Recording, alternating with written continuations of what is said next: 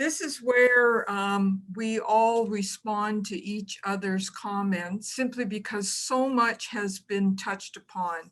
The environment and the critical importance of educating everyone on science and the environment, digitization and access through online, diversity and inclusion, truth and reconciliation, and respectfully working with colleagues in the First Nations, Métis, and Inuit.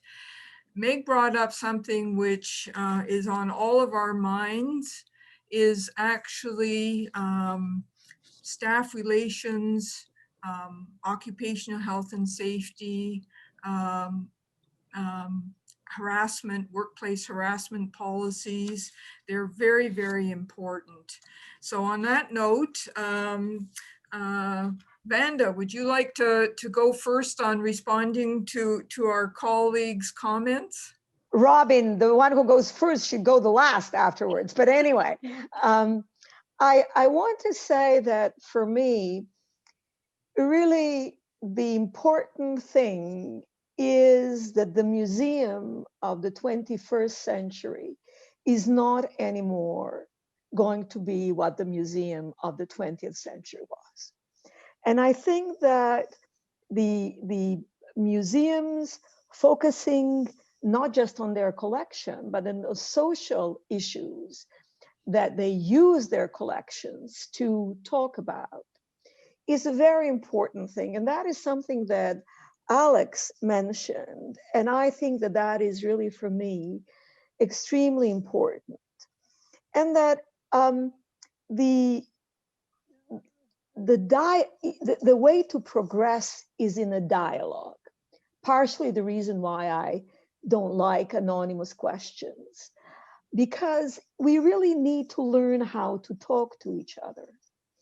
And there is no progress without it. And so I think that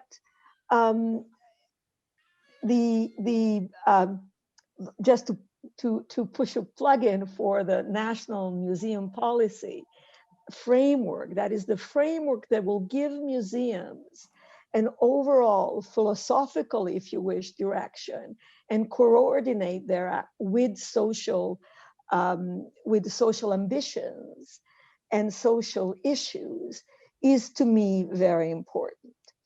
And then, of course, science and the way we talk to the public is extremely important. And of course, the role of women leaders. But Meg, I really want to say that the issues that we are facing today and the way you represent them as the opportunities and obligations for our field are absolutely dead on. And that we have to embrace this opportunity, because I think it is something that will project us into the future to be much more influential institutions than what we are. You know, museums have a role in society, and we have to stand for that role. Much more important, and we are not as recognized as we should be. So thank you, all my colleagues. These are wonderful words of wisdom, and I will be referring to them as we go along. One of the things that came to mind when I was listening to my colleagues and just thinking about the social and economic recovery that we will all be participating in, something that I find I guess we all handle very differently, and often we're handling things differently depending on how we're funded, is how do we engage in, to build on Vanda's point, I'd call them courageous conversations, where we're not afraid to have, for example, a conversation about the role of I guess, the reality of the energy transition that is happening in this country. When you look at all of the sectors of our economy and how important they are to the energy that we depend on, but the energy transition that's happening. And so as a natural sciences museum, we feel that it's our obligation to facilitate powerful dialogue and debate about our natural future. And so that means we should be able to host a conversation, which we have done, where we talk about our dependence on natural resources in this country, and have mining and oil and gas and the activist NGO and the scientist and the museum collector all on the same panel having a conversation about, what does this mean to us as a country and as a society? And can we have a civil conversation about the stake that we each and all have in a sustainable natural future? And we need to be comfortable having uncomfortable conversations where we don't agree, but at least we have the courage to listen to each other and to therefore appreciate other perspectives. Because if we don't understand each other's perspective, we can't possibly respect each other's perspective. And so when I look at many of our mandates, it really is to inspire understanding and respect for science, for art, for immigration, for human rights, for science and innovation. I mean, it's both, but you won't have respect without understanding, and you won't have understanding if you won't listen and learn to appreciate other people's perspective. So I just had to get that out there. Thank you, Meg, and thank you, Vanda. Sandy, your insights and comments? Yeah, actually, yeah, there's a whole lot there to leap off of, and I want to thank Meg for her comments, because that's exactly the role that science centers, museums, and galleries should be playing in our communities, and some do to certain degrees, some others, but it's that safe place. And I actually, early on in my career here in Saskatchewan, I had one of our board members who actually was an original. I called our original board members originals, and we had that conversation. He said, this is the place that we should feel safe having those conversations, and we shouldn't be afraid to do that, but we have to feel comfortable coming there, no matter what point of view you're coming with, and being able and willing to listen. So I think that Meg, you've hit on probably something that's near and dear to me. I live in Western Canada, so I'm sure that the conversations we have here about energy are a little bit different than they are in Ottawa. And actually, having lived in both places, I can assure you they're very different conversations. But we need to be able to have those safe places. And I think this is just going to be my Meg Praise Day, because my second comment relates to some of the workplace comments that you made, because communication. If I learned nothing else during the COVID pandemic about what's important to our employees, it was that. And I have to confess, at the beginning, I didn't know what I was doing. We closed our doors on a Friday, and on Monday we had an all staff meeting. And from that day forward, we had daily staff meetings. Now, we're a smaller organization. There's only 25 of us. So to do a daily staff meeting was not unreasonable, but we did it for almost 6 months. And I have to tell you, as the leader of this organization, having to go on a Zoom call every day at 9 o'clock in the morning to lift up the spirits of a team became really hard. It was extremely hard. And that's where the network of female CEOs came in handy for me, because I don't know if I would do it again differently, but on the day we closed our doors, I promised our staff that when and if we had to do layoffs, I would tell them personally as quickly as I could. And then, of course, you didn't think that you were going to be into this for months and months and months. And there was days where I thought, I have to tell them some hard news, and it was really hard. So communication, we're now down to once a week on our staff meetings. But the other thing that we've done, and the staff have carried it through, is we do Friday happy hours every Friday. We gather, and we used to toast to week 1, week 2. We've given up that, but the staff have taken it on, and we've now, discovered each other's children. We get pets, and it was just a really great opportunity for us to bond as an organization. So those are two things that I took away during this pandemic, and hopefully I can share those learnings for people that come after me, because yeah, I'm not really sure about the daily staff meeting because it was hard sometime, but I think that it comes to that being authentic, because I do think that there were times where I just showed how I was feeling, and I think the staff respected the fact that there was days where I said, I just don't have the answers. So anyway. That's all I have pick right up now. on that, Sandy. I think, and I thank you for sharing that. I think that idea of vulnerability in a leader was more important than ever. That's important. We need to talk through that. And what I also want to add is the kind of collegial sharing that happened during COVID, which I've never seen before. People across Canada getting together and talking. And then across, the United States, North America, the world getting together and having some really great supportive conversations. There used to be a bit of a wall, I think, around leaders not sharing or only sharing the good news stories, not sharing some of the challenges. And so I think that's a big shift that I've seen.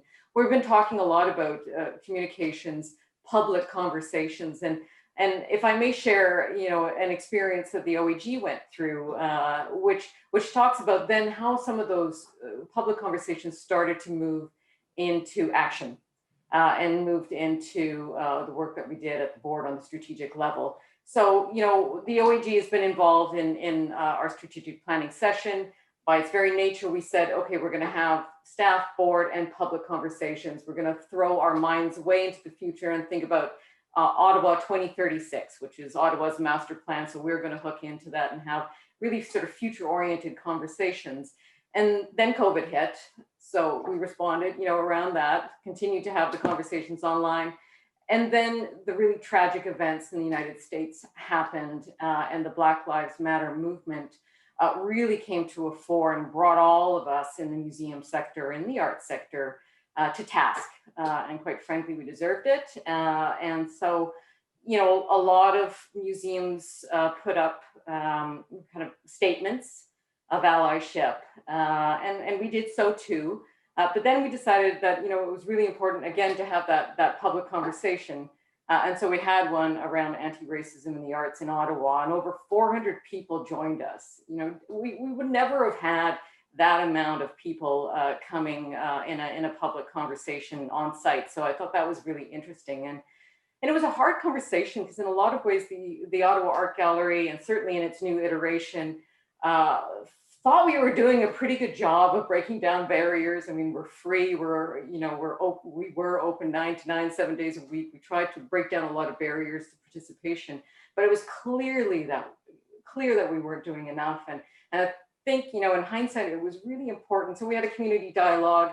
We had one of our board members from the Black community moderate that conversation. But I think it was important that I was there as well, to basically say, yes, definitely listening to everything that's happening, but going to make a promise also for some real change and some action. And so after that, we went in as a staff and really debriefed. We also went in as a board and really had some really hard, interesting conversations around that, and looked what decolonizing the museum or the gallery really was, and had a fantastic debate that's really shaped where we're going as an institution. It's shaping our policy. It's definitely shaping our strategic priorities moving forward. And what's great is that we were able to continue the conversation. So we just kept meeting with new and newer different groups to the point that now we have an ongoing relationship with the Ottawa Black Arts Collective, and we're working on shared initiatives together. So this idea of it's not just talk, that we can actually move these things into real action in our upcoming exhibitions that we'll have our opening in a couple of days. You're going to see a lot of what we heard from the community, move through very deeply in the organization and manifest in some real change. So I guess I wanted to address the idea that, yeah, conversation is great, but it's got to go and it's got to do something. I have to say that, Friday the 13th was the day we shut down to the public. I think we are all about to enter our 1-year anniversaries. And we have we have 50 full-time staff, so that's big in the Maritimes, but in the museum pantheon, mid-sized. a lot of us have been here a long time. This is a place people just, they don't leave, which is a gift. So when we shut down, much like Sandy said, you know, we were really regularly in communication. And as, I mean, I think it's a year ago, but every day was a new day. Every day was a new set of what's happening and how are we doing this? And, you know, we have people, I mean, I'm at work today and I can come in any day, but I couldn't do this at home because my internet is unstable, is what it says to me, and then it crashes on a regular basis. So to the point about the technology, this is Halifax. And, you know, it's a lot to work through. And then April 19th happened, and we now in Nova Scotia bear the distinction of the largest mass shooting in Canadian history. And then a helicopter fell from the sky and 6 more people were killed. And both of those events affected our staff personally, deeply personally.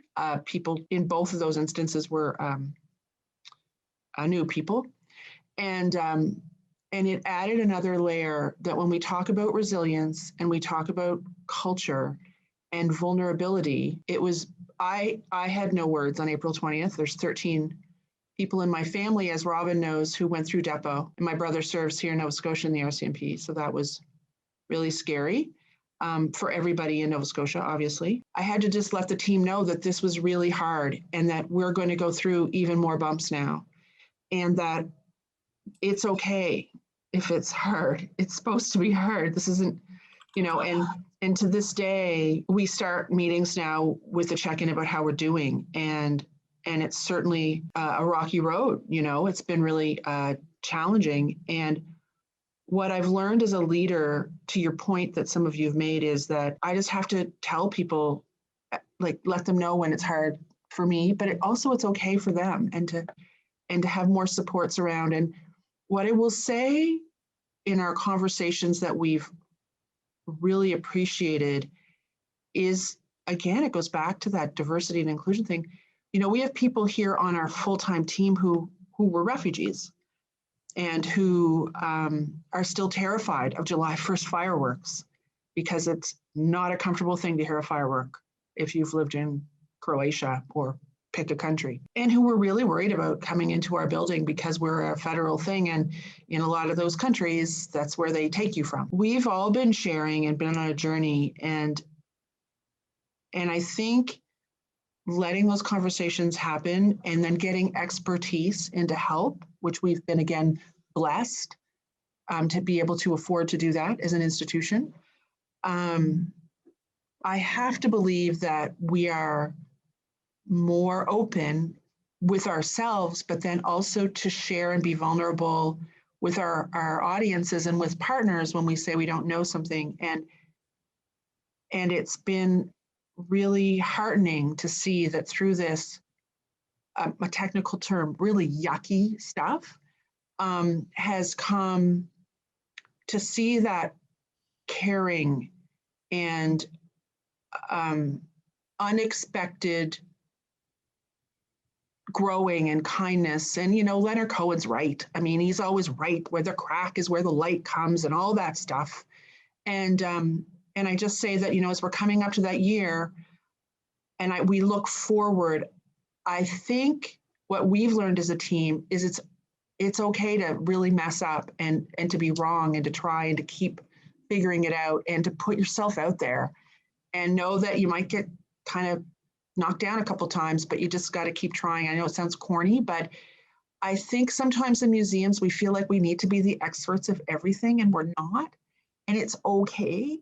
And it's been really heartening. And I know you can tell them, I think that we'll all be better for this. And I don't want to diminish the lives that have been lost. I'm not saying that, but for those of us who are in these privileged positions to work in these places where people choose to come, they don't have to, it's not a grocery store, to be able to share and to welcome people when they get to come with their loved ones is a gift. And I think I have to believe we're just gonna get better at it and being those places that people cherish. Excellent. Meg? Something else that I think is important for, I guess, to say and to remind ourselves, and certainly something that I learned through this, was realizing that museums and galleries also have large teams of frontline workers. And so I think something that I appreciate, I guess I didn't appreciate, and then suddenly I did appreciate when we were getting ready to reopen in September and then getting ready to reopen again in February, was the anxiety that our frontline workers were facing, given they are the ones who work on the floor. They're the ones who had to deal with, like, no choice. They had to wear a mask or a shield and have plexi in front of them. And they'd have hundreds of people going by them every day and asking them questions.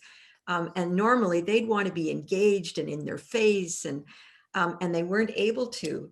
And what's been interesting is, as part of the adjustment to the COVID reality, our frontline team thrive on that engagement and interaction with the public. And when you're wearing a mask and a shield and you have plexi and you have rules and one-way visitor flow, the energy was very low. And the feedback that I was getting, because I would go once a week just to walk the floor and just observe and be there, was that people found it really lonely and really depressing to be in this massive castle that was really empty. And the people going through, instead of being excited and animated, were being cautious and careful and checking the rules and heads down, following these large green arrows telling them where to go. Now, granted, it got better and people got used to it and they got comfortable with it, but it happened all again when we reopened in February. And so at least we knew what people went through, and we were better prepared the next time, and realized that, having 5 days a week being open was too much for our team. It was 4 days a week. So we were not open Wednesdays because it was just too many days of an empty building and nobody in the building. And not only was it lonely and isolated, but it made them scared that there were so few people and so little revenue, they might lose their job. And, as Marie said, I mean, we're so fortunate that as a national crown corporation, 75% of our revenue comes from the government. So we lost 25%. I mean, it was $9 million. But it was 25%. There are many organizations that lost 50%, if not more. And so, it's appreciating the effect it's having on our frontline workers. And it's just something that you forget that, yes, we're museums, we're galleries, but we have frontline workers. And whether it's our visit flow staff, our program team, our security guards, our cleaners, and they are our frontline team, welcoming visitors, making them feel safe every day, but dealing with their own anxiety. And so that's something that for us is a constant work in progress, and it's a every day we're open. How are you doing? And do you feel safe? And what else could we do to make you feel comfortable? How do we adjust the visit flow? So it's just an acknowledgement and a recognition that will just always be an issue. And I think it's something that we're likely going to see an after effect on those people when we open up more and increase our capacity from 25% to 40%. That's going to be very difficult to suddenly have all these people in our building after being used to having so few. I mean, even myself, I'm like, oh, Canada Day, where you walk through the museum and you can't breathe. And no, that just can't happen. So it's just a reflection when you think about the things that we have yet to face that are coming. And we're going to have to figure it out, and probably, as we've done so far, figure it out as we go. Yeah, I have to tell you, sorry. Oh, Go ahead. I was going to move on to the question period, but Okay. Sandy, go for No, it. I just, one comment, just based on that. We are one of those organizations that lost more than 50%, and in fact, we're nearly 70%. So, Yeah, that funding model is the further you go west in Canada, the less government support you get. So we've benefited tremendously from the wage subsidy, but there is a date on my calendar called June 30th, and that is a troubling day because currently, it doesn't matter how much of our facility is open, we can only have 30 people in at a time. So it is a challenge, and so I've had staff with those worries about, will I have a job? And certainly early on in COVID, there was some of them that didn't do a whole lot, but we kept them busy with busy work. And they thanked me afterwards. So I'm just hoping that, that we can continue in some way keeping them employed. So it's been a priority personally for me and directed by my board. So we're doing our best. Anyway, sorry, Robin. Robin, can I just say something? I think that we have an obligation to look at immediate future, but also at the long-term future, longer term. And I think that that is a real challenge because our resilience is low, has been low, and we are struggling to survive and keep the profession and the emotions in check and everything. But we do have a responsibility to think at the longer term future, because this is when we can make changes towards that longer term. And I think that we need to learn, museums are low on risk taking. We need to take risk, and we need to be courageous to say, no, this is not the way we are going, and yes, this is the way we are going. So longer term courage and I think openness. And on that note,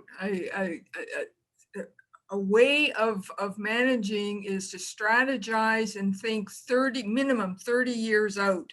You plan day to day, you strategize for a year or 2 years or even 3 years, but your vision is 30 years out. Otherwise, this is where you start planning to enact that 30-year vision. It's like we harness the knowledge of 7 generations back, and we are working towards ensuring that 7 generations from now, we have a world, we have a good environment, and we have good opportunities for our children's grandchildren. Matthew, may I have the next slide? And we're going to get to questions and answers. The first question is, how do we address diversity and inclusion and truth and reconciliation in museums? And in actual fact, I've been looking at the questions in the Q&A thing, and this is one that in one form or another is consistently in the question box. And it's everything from staff reflection and board reflection and programming reflection that, as I said, reflects diversity and inclusion. Does anybody want to answer first, and then we'll do all of us, including myself, on this question, because it is critical for the future of museums, galleries, and science centers, and for that matter, the culture of Canada 30 years out. So anybody want to go for it? Robin, I think many of us actually talked about diversity and inclusion in our remarks. I think we all recognize that, basically addressing, I think, the opportunity and the obligations associated with being a more diverse and inclusive institution, and therefore society, is simply going to have to become part of the DNA of our organizations. But it'll only become the DNA of the organization if it becomes the DNA of each individual. And so this is something that we need to find ways to make it part of each individual's way of thinking and seeing the world and seeing their role in society. And that's not easy. That's not, a set of slides in a PowerPoint presentation. It is so much deeper. It's emotional. It's part of, each individual's lived experience. And to Marie's earlier point, it's about using our ears. I mean, we have 2 ears, 1 mouth, and how do we Martians. provide opportunities for listening and really appreciating other people's lived experience. And I know for us, having an employee resource group, volunteers who are willing to share their lived experience and be champions within the organization has already had an effect on our institution and just the culture and the mindset, because this is a mindset shift. It's not a policy process. It's mind shift, which will then affect behaviors and then will affect values. And I mean, we're all learning the things that I learn about that have been barriers for staff. I had no idea because I didn't see them. I didn't know about them. And it's basically saying, tell me, I'm listening. Will have a dramatic difference. And it's this, and I think equally with truth and reconciliation, it is about understanding your own truth, as well as an institution, looking at how to advance reconciliation as an institution. But it's that accepting personal truth for each individual, as well as the institutional truth. And so these are going to take time. They aren't going to be overnight. They aren't going to be a post in a tweet and you're done. So when people say it's a journey, oh yeah, and it's an important journey, and it's never too late to start. And if it starts tomorrow, so be it. Let's get in the canoe and go. Great. I am going to step in here and just talk about some steps that we've taken. We're just a small little community museum, and they're very humble steps. I want to thank my amazing staff who put together a Zoom lecture series on the diversity of Ottawa, and with speakers from those diverse communities.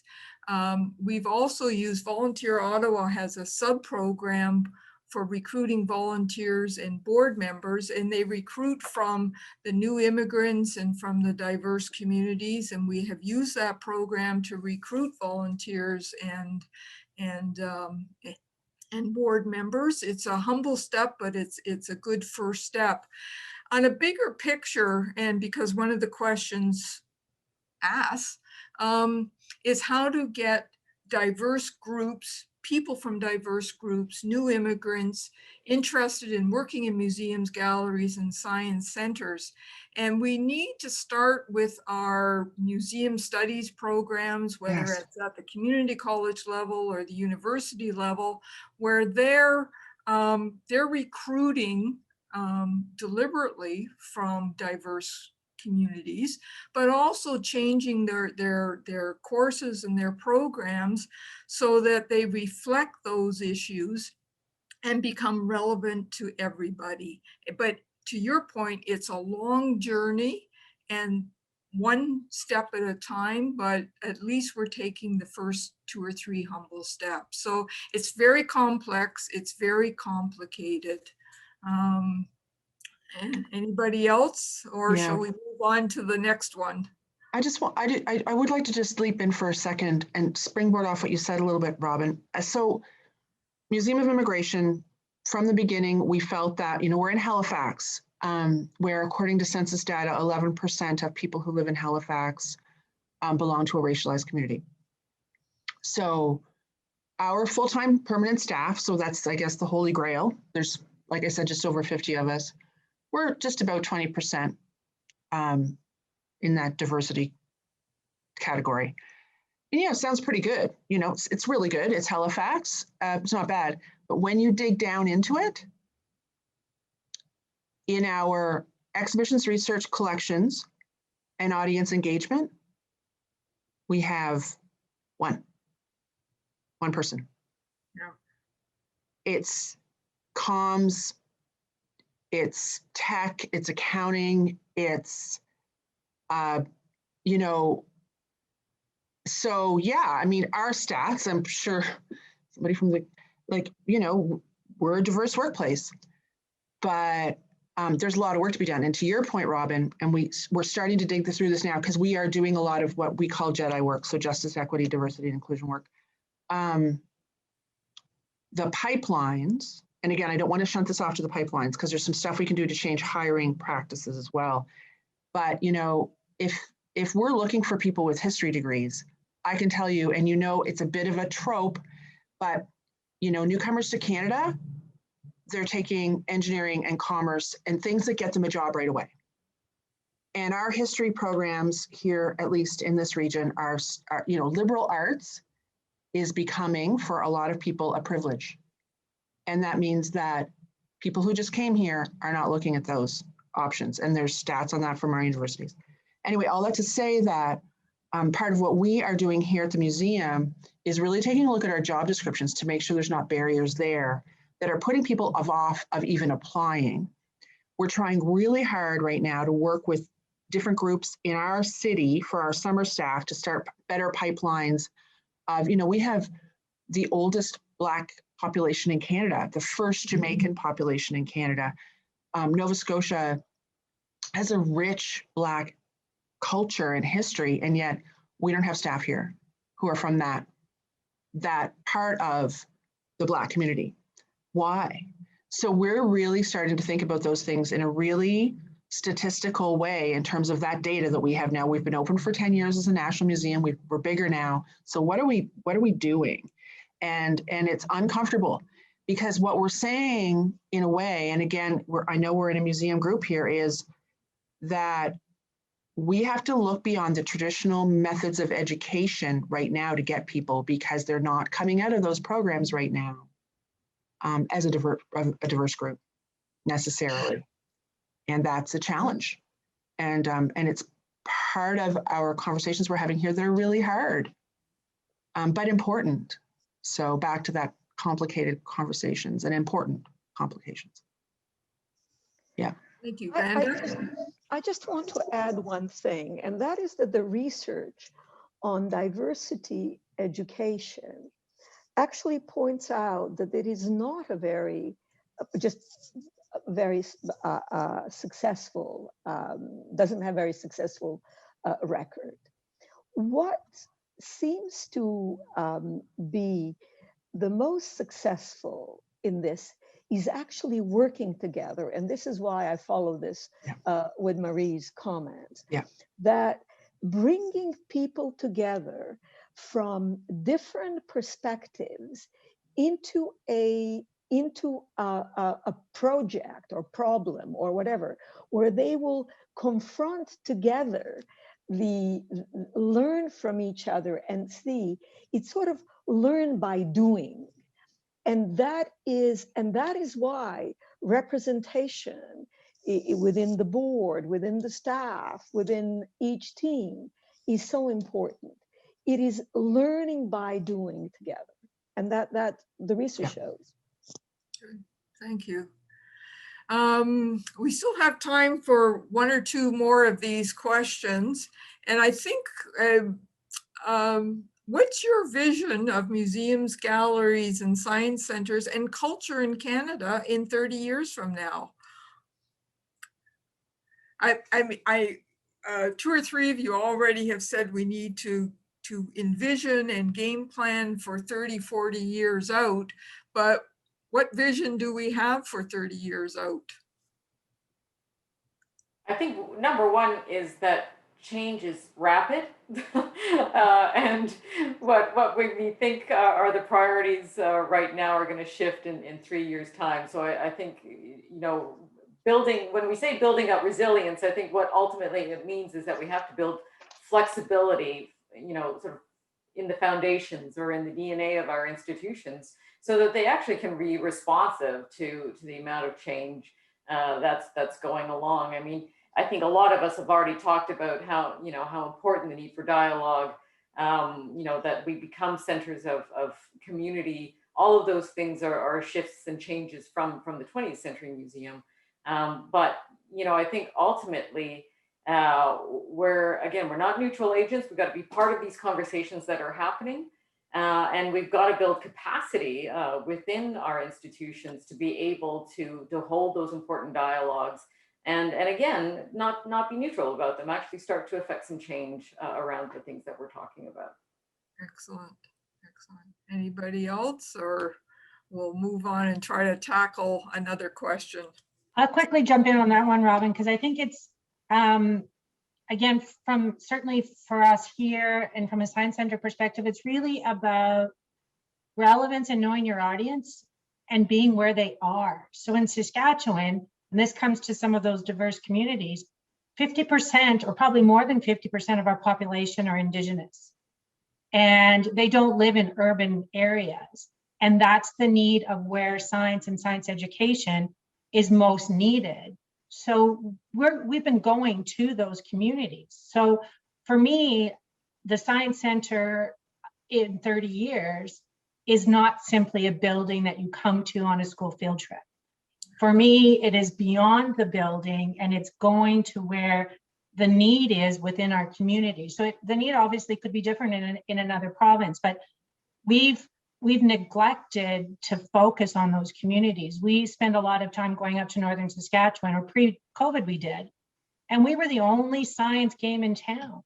You know, kids came to school only because the Science Center was coming to their community that day.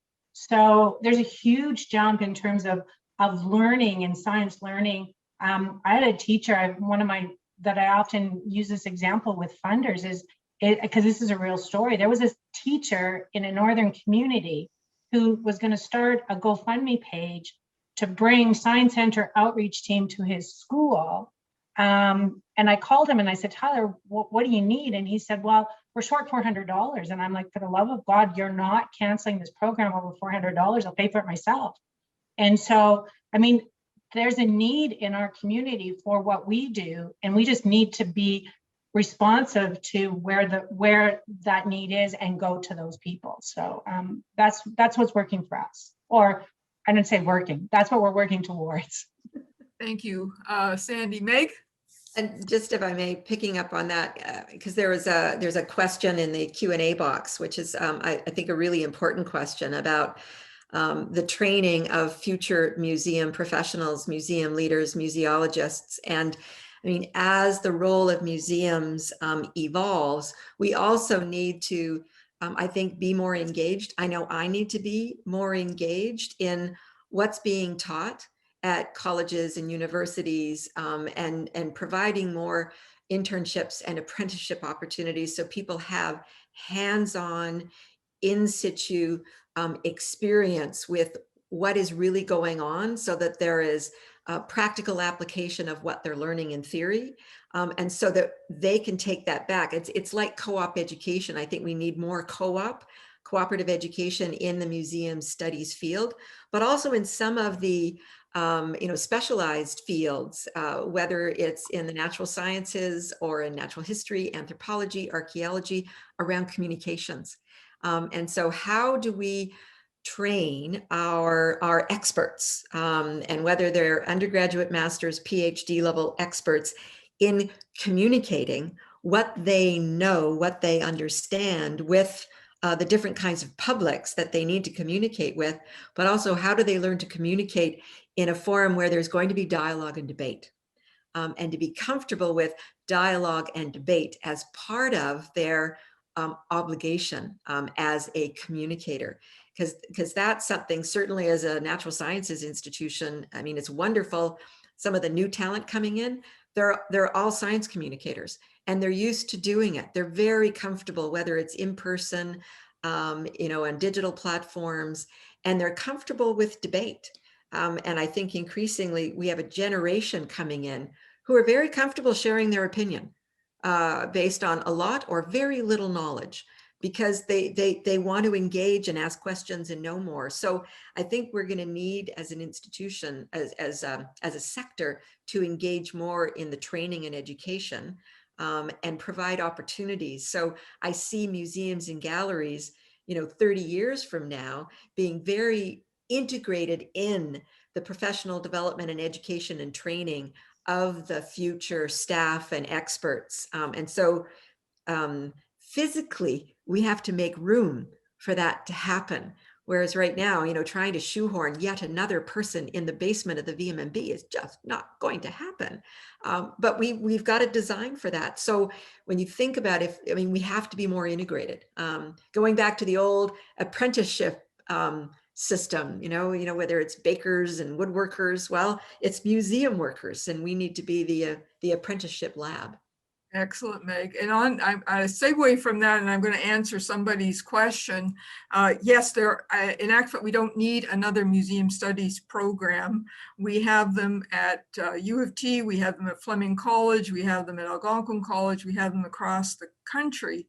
To Meg's point, we need to help them change their offerings of education and how they educate the future professionals and the future leaders of museums, galleries, science centers, and cultural activities in general. So, and I think Vanda, you were going to make a comment. I just want to say that it is different offering, but it's also learning to work in teams. Because one person can't respond to all the needs. And working in teams is where dialogue really happens. You start with internal dialogue, and then you go to external dialogue. And I think that is very important.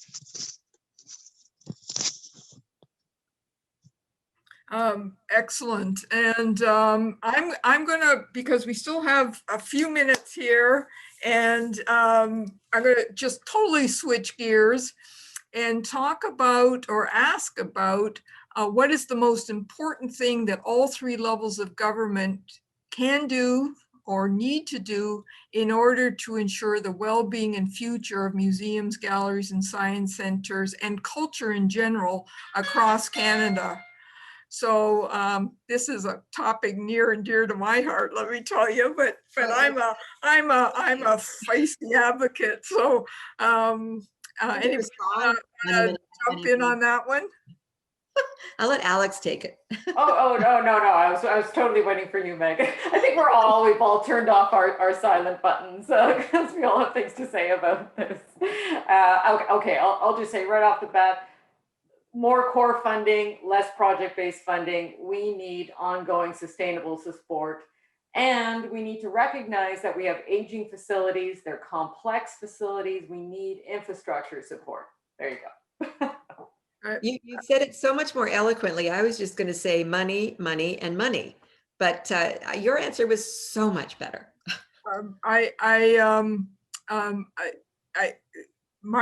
My thinking entirely, we need we need a new national museums policy. We need revamping of federal and provincial funding that's streamlined. The application process is bureaucratic and archaic, and also there is no funding for core operations. The municipalities, I'm going to give credit where credit is due. The City of Ottawa, we have a service agreement. All the community museums have a service agreement with the City of Ottawa, who does provide operational funding. And it's at the municipal level who are trying to keep their community museums and galleries and science centers and cultural events in general, and all not-for-profits, sustainable and going. And at some point in time, COVID has exposed this situation, and it's not sustainable. So, okay, I've had my say on that matter, Meg. But to be more serious, rather than just, singing a song from Cabaret, money, money, money, money, money. Yeah. Instead, I think we also will need to, once again, use our ears and listen and understand what are the priorities of the three levels of government, so that we can be better at using our mouth and expressing how we are actually contributing to and helping them achieve their objectives and advancing their priorities. Like, what role are we playing in, for example, right now, the social and economic recovery of this country? And it's honing our own skills in telling our story as a social and economic participant in addition to, fulfilling and advancing our mission and mandate. But I think, I know even myself, and Marie and I have been in this as national museums, we need to recognize that we need to be part of the solution for the federal government and the priorities that they have set for themselves and the expectations of Canadian taxpayers. Because that's ultimately who's paying for us, whether it's federal, provincial, municipal, it's taxpayers. So that's a never-ending story. So I just wanted to remind ourselves that we have a responsibility as well. And I know we're all constantly trying to figure out how to better express the value that we bring. Thank you, Meg. You're spot on correct. Vanda? I fully agree with that. I think that we need to work in partnership with governments. Yep. But there is one problem, and that is that governments have become a short-term, their goals are short-term.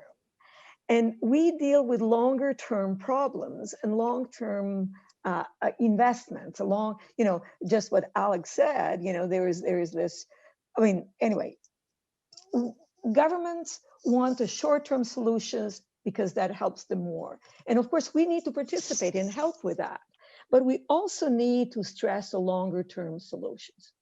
And another thing that I think we need to do is we need to really update the understanding of what heritage is. Robin mentioned archaic procedures. There are archaic definitions also of many things. That absolutely needs to be brought into the new century, into the forefront. And so these are all the things that play together. It's a complex picture.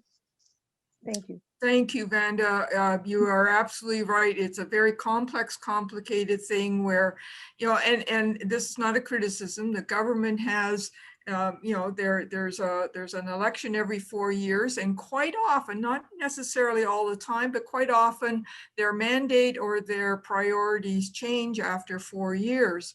And our problems are long-term, and they're serious and deep. Alex, you put up your hand. Oh, No? Sandy did, I think. Okay. Yeah. Oh, Sandy did. Yeah, Sandy. sorry. Hi, Sandy. Yeah, I knew you were all going to say money, so I actually wanted to talk about demonstrating our value, because at any level of government, we are seen as these nice to haves in the community, but they're not valued as priorities.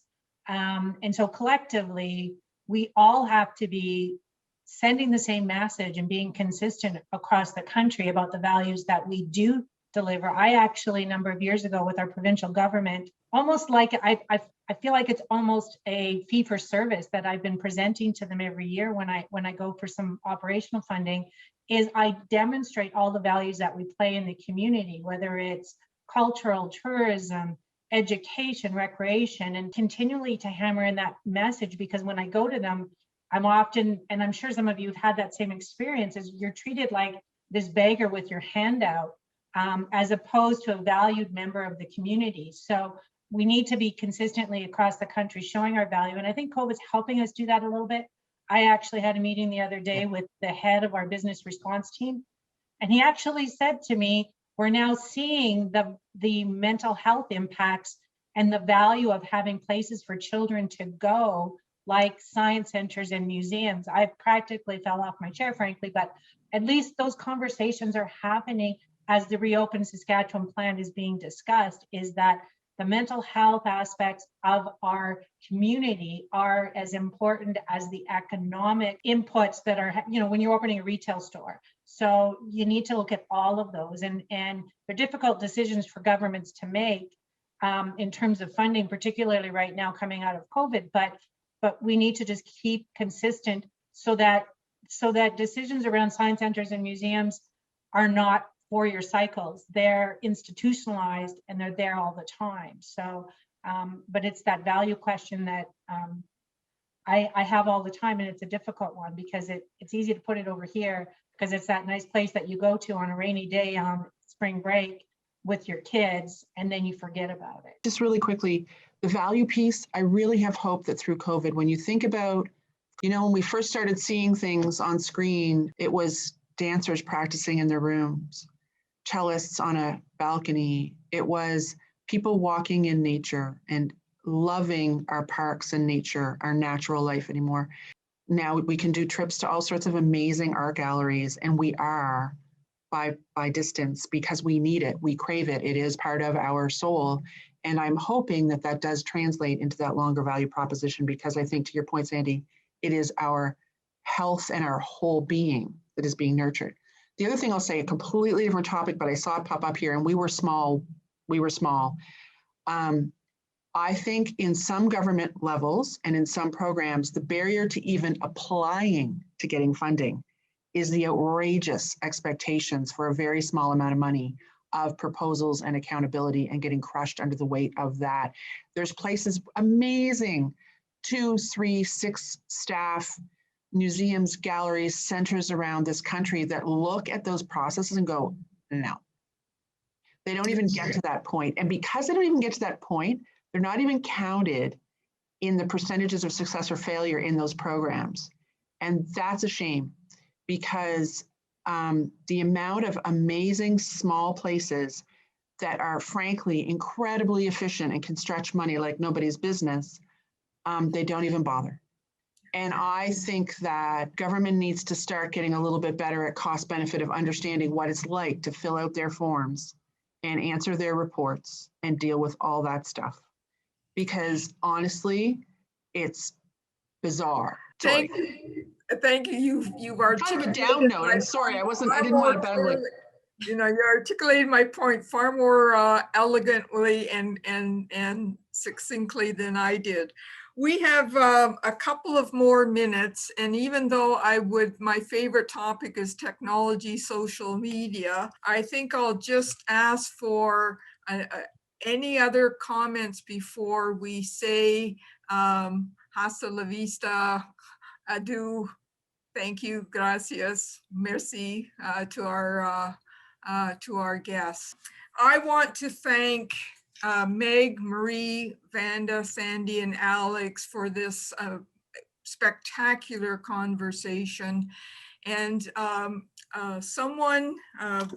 of our colleagues gently and wisely suggested to me the other day that we should put together another round table, a sequel, and maybe another sequel after the sequel, to delve into the specific issues at greater depth and broaden out the panel to reflect diversity and to reflect the communities that can speak to the other issues.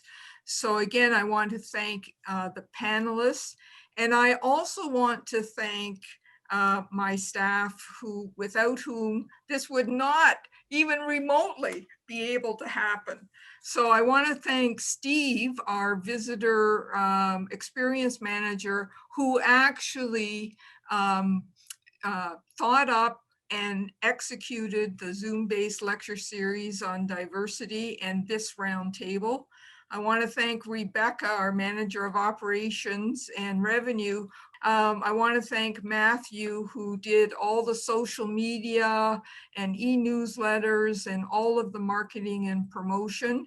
And I want to thank Grant, our manager of collections and exhibitions, for his content and support. Please go to the Ottawa Art Gallery, the Saskatchewan Science Center, the Canadian Museum of Nature, Pier 21, and go to the website of the Canadian Museums Association. There is a lot of information and resources for all of us on their website. And so without further ado, this has been fun. I don't know where the 2 hours went, but it flew by. But I want to thank you for joining us. Go to all these wonderful museums, galleries, and science centers. Thank you to Conway for their sponsorship. And don't forget, we are recording this and you can access it in a couple of days on our website. So have a great, great evening, and thank you very, very much.